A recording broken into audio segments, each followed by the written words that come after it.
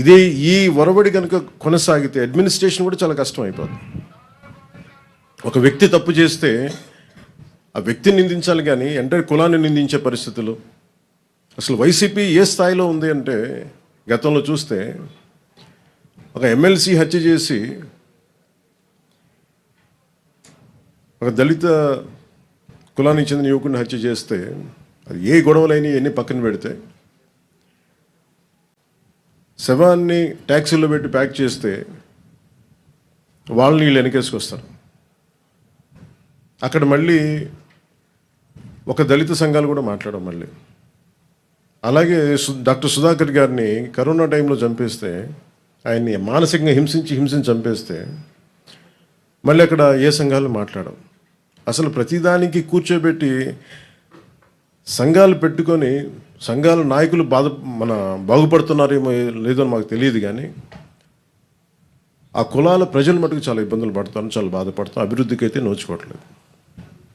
ఇంకెక్కడో ఈ మధ్యన మరీ బరి తెగించి వీళ్ళకి అధికారం పోగానే ఇంకా ఇష్టారాజ్యంగా తిట్టడం, కుల దోషణలు, కులాల పేరు మీద మాట్లాడటం, ఇవన్నీ ఎక్కడో చరమాంకం పలకాలనిపించింది.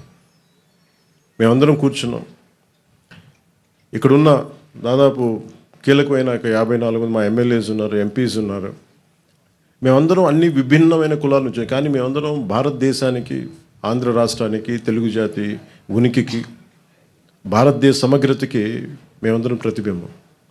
ఇక్కడున్న ఒక్కొక్క గెలిచిన ఎమ్మెల్యేలు కావచ్చు, పదవులు ఇచ్చిన వాళ్ళు కావచ్చు, మిగతా కులాలు ఒక కులం మీద బేస్ అవుతారు పాలిటిక్స్. సౌత్లో మా వంశీకృష్ణ యాదవ్ గారు గెలిచిన అది అన్ని కులాల సహకారం ఉంటే నేను ఎమ్మెల్యే అవుతారు. నాయకర్ గారు కావచ్చు, బోలిశెట్టి శ్రీను గారు కావచ్చు, ఇలా ప్రతి ఒక్కళ్ళు పేరు పేరున చెప్పుకోండి. దీనికి ఎక్కడో ఇంకా మేము ఈ ప్రత్యేకించి అధికారంలో లేని వాళ్ళు కావచ్చు, మిగతా అన్ని స్థాయిలో కావచ్చు, ఎక్కడో చోట దీనికి ఒక చర్మాంకం పలకాలి, కొత్త విధానం తీసుకురావాలి.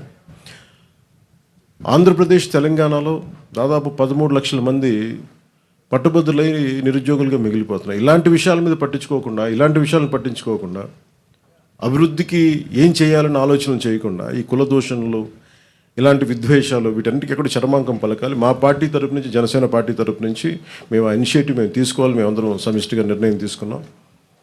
మొన్న 2 days అయింది సార్, 3 రోజుల క్రితం మేమందరం అసెంబ్లీ అయ్యాం. పార్టీ ఆఫీస్లో నాయకులందరూ వచ్చారు. మేమేం నిర్ణయించుకున్నామంటే, ఎవరు మాట్లాడినా సేనాగళం అన్న ఈ కమిటీ ఏ కులం మాట్లాడినా, ఎవరు మాట్లాడినా అందరూ సమిష్టిగా మాట్లాడతారు, దాని మీద స్పందిస్తారు. ఒక్కొక్క కులాన్ని దూషించడం మొదలు పెడితే ఐసోలేట్ చేసి, ఇండివిజువలైజ్ చేసి, డివైడ్ అండ్ రూల్ లాగా మాట్లాడుతూ ఉన్నారు. దీనివల్ల ఏం జరుగుతుందంటే, కింద ప్రజలు ఒక అయోమయానికి గురయ్యి, కన్ఫ్యూజన్కి గురయ్యి, అభివృద్ధి వీటి గురించి ఆలోచించడం మానేసి ఎమోషనల్ గేమ్లోకి వెళ్ళిపోతున్నారు, వీళ్ళ ట్రాప్లోకి.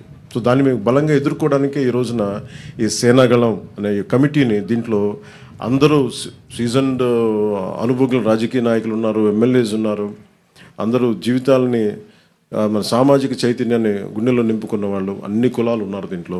అందుకని మేము ఇంకా దీనికి చరమాంకం పలకాలి. దీనికి ఏ ఒక్క కులం మాట్లాడితే, ఒక కులం నాయకుడు మాట్లాడితే మళ్ళీ మిగతా పార్టీ నుంచి అదే కులం నాయకుల చేత మాట్లాడిస్తారు. దీనివల్ల ఏమైపోతుంటే వైరుధ్యాలు ఎక్కువైపోతూ ఉన్నాయి. అలాగే కొన్నిసార్లు ఇష్టారాజ్యంగా తిట్టేసి కులాల ముసుగులో దాక్కుంటున్నారు. అది ఒక వల్నరబిలిటీ క్రియేట్ చేస్తున్నారు.